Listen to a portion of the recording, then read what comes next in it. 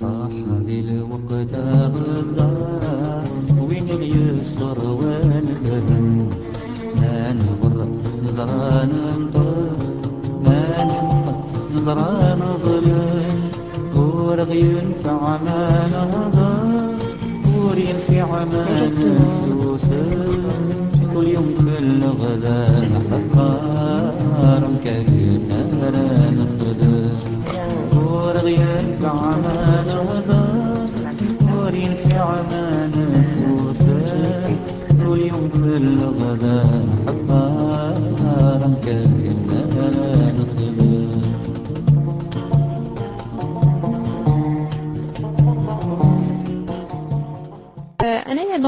Quand j'étais petite fille, dans mon environnement direct, le hijab, alors là, la burqa, le djilbab, c'est ça, hein, le djilbab ou... Enfin bref, avec le machin, elle n'existait pas du tout, ni dans mon environnement direct, ni même indirect.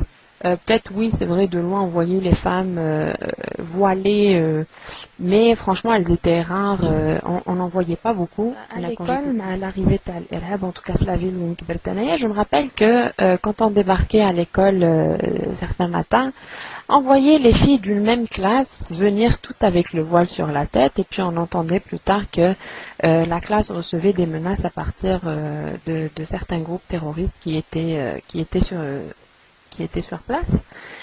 Et ça rendait la chose encore plus triste. On entendait aussi les mères de certaines, et ainsi que ma mère aussi. Elles recevaient toutes des menaces pour mettre le voile. La majorité ont résisté. D'ailleurs, je les félicite, même si je chevauche la vidéo taille. Et donc ça rajoutait bien sûr en tout cas pour moi, ça a rajouté de la haine à cette chose qui venait détruire mon environnement, qui venait détruire la gaieté et la fraîcheur de la féminité de mon environnement. Même au lycée, je me rappelle une fois une de mes meilleures amies, Jet, débarquait de hijab, moi je me suis mise carrément à lui crier dessus. Oulette, je la voyais plus, elle est devenue comme invisible à l'école, d'ailleurs elle m'en veut jusqu'à aujourd'hui. Oui, le hijab, je me rappelle, j'ai gueulé, j'ai même pleuré, la classe, tu as disparu, ça y est. Et puis à l'université, ça s'est transformé. En fait, je comprenais pas, parce que je voyais même, il y avait des cousins, les voisins, ils imposaient à leurs sœurs de mettre le voile, alors que la mère même ne portait pas le voile, c'était d'une stupidité profonde. Ils imposaient à leurs sœurs de mettre le voile, tu mets le voile sinon tu rahish l'école. Alors c'était devenu à la mode à une certaine période, il fallait que les filles mettent le voile sinon mais qu'ils qaraïtom. Et tu comprends pas, tu dis je n'ai pas le voile, bon ça il est dans le Coran, mais avant وراهم l'identité de l'Algérie par rapport à ça. Bon, l'Algérie ديمقراطية شعبية إسلامية وكاين بعد وراهي لا بروف منين خرج هذا لو تروك بدلنا الناس كاع ولاو يتفلسفوا كاع ولاو يعرفوا القرآن ولاو كاع يجوا يحكوا لك على لي باساج في القرآن comment le mettre, qu'est-ce qu'il faut cacher, quels sont les bienfaits تاع الجنة après ou تانيك si tu ne le mets pas وش يصرى لك à savoir النار تتقطع وما شوش.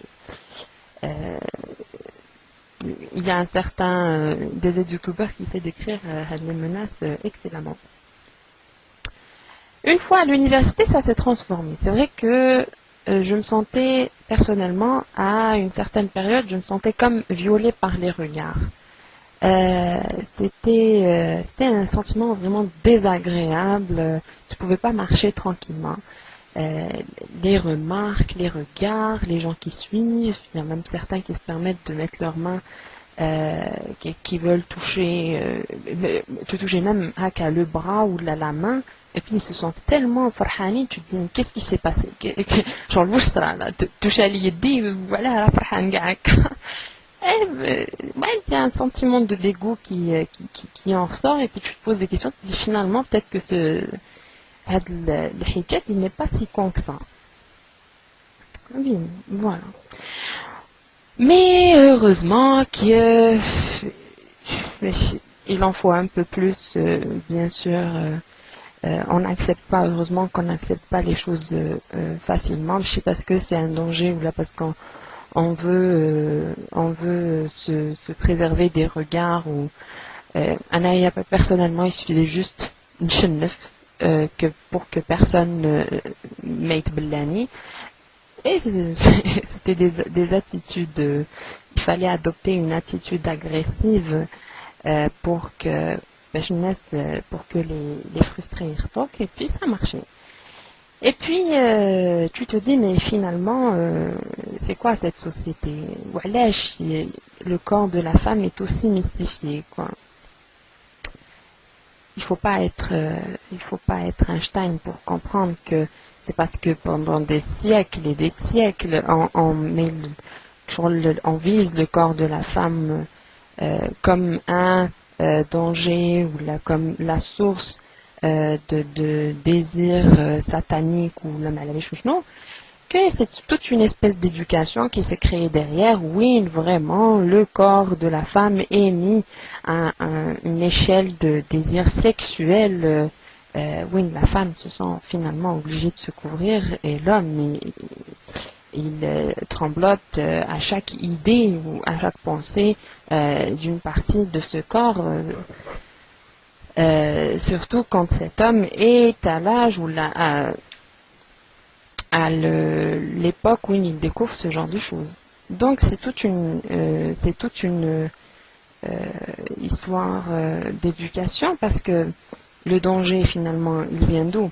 Il est justement du fait que le corps de la femme est devenu comme chaque bout est devenu on a donné à chaque bout une importance.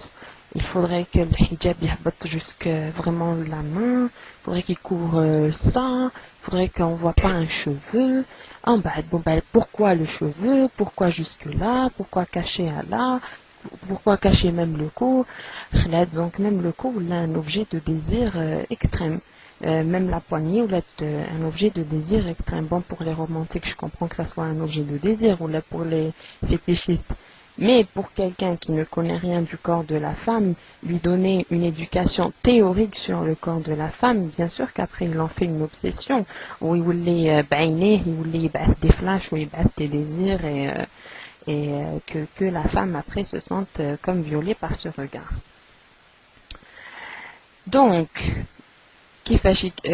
comment on élève finalement les enfants? On élève les garçons, bien sûr, et les filles pour les éloigner du plaisir de la chair, en racontant aux garçons quelles sont les parties du corps de la femme cachées, on nourrit tout leur